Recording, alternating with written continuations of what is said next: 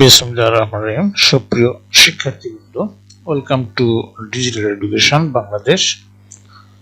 আজ আমরা শিখব পঞ্চম শ্রেণীর বাংলা শিক্ষাগুরুর মর্যাদা এর অনুশীলনীর প্রশ্নোত্তরগুলো। কাদের নেওয়াজ লিখছেন শিক্ষাগুরুর মর্যাদা। তো কবিতার মূল ভাব জেনে নিই। শিক্ষাগুরুর মর্যাদা কবিতায় শিক্ষকের মর্যাদার কথা বর্ণনা করা হয়েছে। কবিতায় শিক্ষক বাদশাহ আলমগীরের ছেলের দ্বারা পায়ে পানি ঢেলে নিয়েছিলেন। কবিতায় একটি ঘটনার সূত্রে কবিতার বক্তব্য তুলে ধরেছেন। বাদশাহ আলমগীর একদিন দেখেন তার পুত্র শিক্ষকের পায়ে পানি ঢেলে দিচ্ছে আর শিক্ষক উজু করছেন। বাদশাহ আলমগীর সন্তুষ্ট ছিলেন না। তিনি প্রত্যাশা করেছিলেন যে তার সন্তান পানি ঢেলে নিজ হাতে শিক্ষকের পা ধুয়ে দেবেন, তবেই নিয়ে তার সন্তান নৈতিকতা ও মূল্যবোধ নিয়ে একজন আদর্শ মানুষ হিসেবে গড়ে উঠবে। কবিতার মাধ্যমে আমরা উপলব্ধি করতে পারি যে শিক্ষা হলো একটি জাতির মেরুদণ্ড আর শিক্ষক হলেন কাণ্ডারি। তাই সমাজে শিক্ষকের মর্যাদা সবার উপরে। শব্দগুলো পাঠ থেকে খুঁজে বের করি, অর্থ বলি। যেমন কুমার, শাহজাদা, বাড়ি, চরণ, শির, শাহানশাহ, প্রক্ষালন, কর্নিশ। কুমার মানে ছেলে, পুত্র ছেলে। শাহজাদা মানে রাজার ছেলে। বাড়ি মানে পানি, চরণ মানে পা, শির মানে মাথা, শাহানশাহ মানে বাদশাহ বা রাজা, প্রক্ষালন মানে ধৌত করা, কর্নিশ মানে মাথা নিচু করে শ্রদ্ধা জানানো।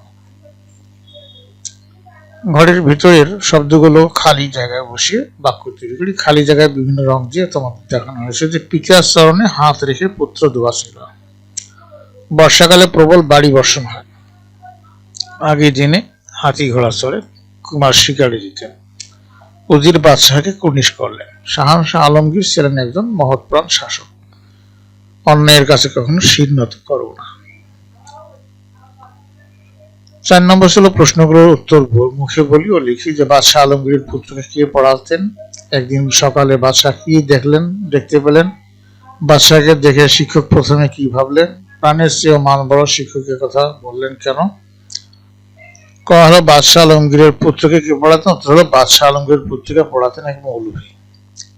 খসলে একদিন সকালে বাদশাহ কি দেখতে পেলেন? যে একদিন সকালে বাদশাহ আলমগীর দেখতে পেলেন রাজকুমার তার মৌলভী শিক্ষকের পায়ে পানি ঢেলে দিচ্ছে আর শিক্ষক নিজ হাত দিয়ে পা ধৌত করছেন।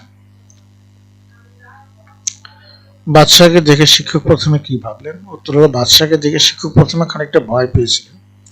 তিনি ভেবেছিলেন যে দিল্লির শাহানশাহের পুত্রকে দিয়ে নিজ পায়ে পানি ঢালিয়েছেন, এটা খুবই স্পর্ধার কাজ। এজন্য হয়তো তিনি শাস্তিও পেতে পারেন। ঘ ছিল প্রাণের চেয়ে মান বড় শিক্ষকের কথা বললেন কেন? উত্তর হলো যে মানুষ সৃষ্টির সেরা জীব। প্রতিটি মানুষের নিজস্ব মর্যাদা রয়েছে। এই মর্যাদা প্রাণের চেয়ে অনেক সময় বড় হয়ে দাঁড়ায়।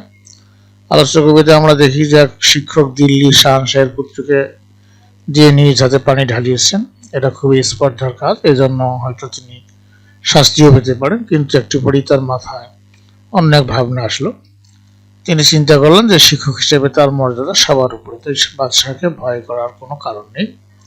বাদশাহ অন্যায়ভাবে মানদণ্ড দিতে চাইলেও তিনি ভীত হবেন না, কারণ প্রাণের চেয়েও সম্মান অনেক বড়।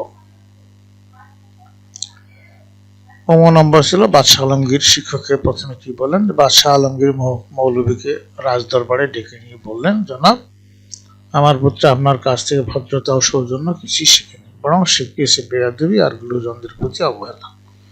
তিনি বোঝাতে চাইলেন যে রাজকুমার নিজ হাতে শিক্ষকের পা ধুয়ে না দিয়ে বেয়াদবি করেছে, আর এজন্য দায়ী হচ্ছেন স্বয়ং শিক্ষক।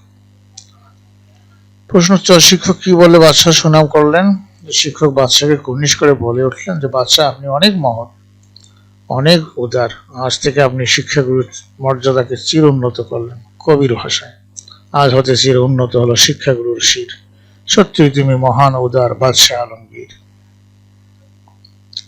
5 ছিল নিচের বাক্যগুলো বুঝিনি। যে শিক্ষককে ডাকি বাদশাহ কহেন, শুনুন জনাব, তবে পুত্র আমার আপনার কাছে সৌজন্য কি কিছু শিখিয়াছে?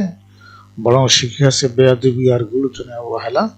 নহিরে সেদিন দেখিলাম যা স্বয়ং সকালবেলা।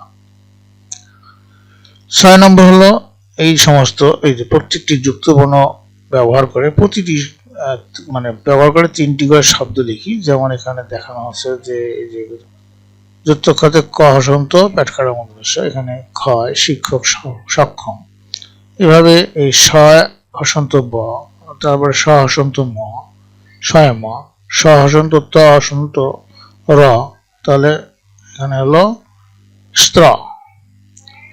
তাহলে এখান থেকে আমরা লিখতে পারি যেটা দিয়ে স্বদেশ, স্বপ্ন, স্বরাজ্য, এটা দিয়ে লিখতে পারি স্মরণ, বিস্ময়, সুসময়, সুসময়।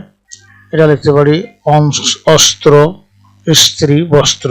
এইভাবে আমরা লিখতে পারি, শব্দ তৈরি করতে পারি। এরপরে 7 নম্বর বিপরীত শব্দগুলো ঠিক মতো সাজাই, যে বড়, তারপরে মান, যশ, বিষাদ, উন্নত, সকাল। এপাশে এলোমেলো ভাবে দেওয়া আছে, সাজালে পরে এই বড়, ছোট।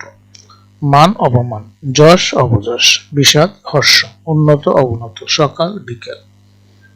আশা করি বুঝতে পেরেছ।